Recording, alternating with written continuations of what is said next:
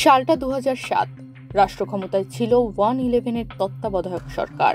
সে বছর 7 মার্চ গ্রেফতার হন সাবেক প্রধানমন্ত্রী ও বিএনপি চেয়ারপারসন বেগম খালেদা জিয়ার পুত্র তারেক রহমান।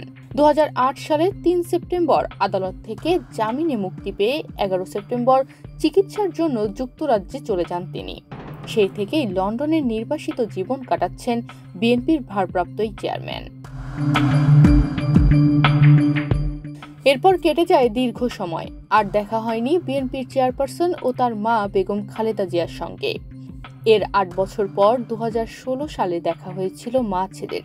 ওই বছরের 9 সেপ্টেম্বর সৌদি আরবের রাজকীয় আমন্ত্রণে সপরিবারে ওমরা পালন করেছিলেন মা ছেলে। এর পরের বছর 2017 সালে চিকিৎসার জন্য লন্ডন গিয়েছিলেন খালেদা জিয়া। সেবারই শেষ দেখা মা ছেলের।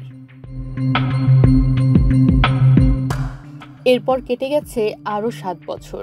লন্ডনে নির্বাসিত জীবন কাটানো তারেক রহমানের সঙ্গে দেখা হয়নি মা খালেদা জিয়ার। আওয়ামী লীগ সরকারের সময়ে বিদেশে উন্নত চিকিৎসার সুযোগও পাননি বিএনপি চেয়ারপারসন। ফলে এই 7 বছরে দেশের বাইরে কোথাও যাওয়া হয়নি তার। দীর্ঘ প্রতীক্ষার পর অবশেষে চিকিৎসার জন্য লন্ডন যাচ্ছেন বেগম খালেদা জিয়া, আর সেখানেই দীর্ঘদিন পর ছেলের দেখা পাবেন মা। খালেদা জিয়ার লন্ডন সফরের সার্বিক বিষয়গুলো নিজেই তদারকি করবেন তারেক রহমান। ব্রিটিশ চিকিৎসকদের একটি বিশেষজ্ঞ টিমের পাশাপাশি চিকিৎসার বিষয়টি দেখভাল করবেন তারেক রহমানের স্ত্রী ডাক্তার জুবাইদা রহমান।